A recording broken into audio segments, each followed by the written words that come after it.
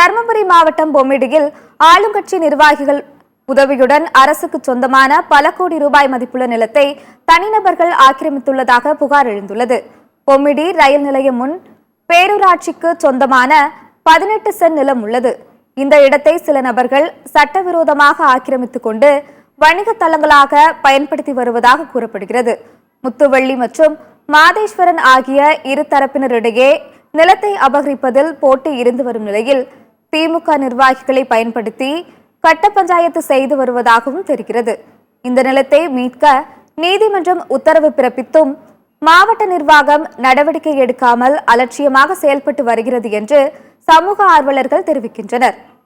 அது ஆக்கிரமிப்புல இருக்குது, அவங்களுக்கு விரோதமாகவோ அவங்களுக்கு எதிராகவோ நாங்க இந்த கருத்துக்களை நான் சொல்லல. நீதிமன்றம் உத்தரவு இதை அரசு எடுத்து பயன்படுத்திக்கலாம்னு சொல்லும் போது ஏன் அரசு அதை எடுத்து பயன்படுத்திற்கு தயங்குதுன்றதுதான் ஒரு மிகப்பெரிய ஒரு சந்தேகத்தை ஏற்படுத்துது.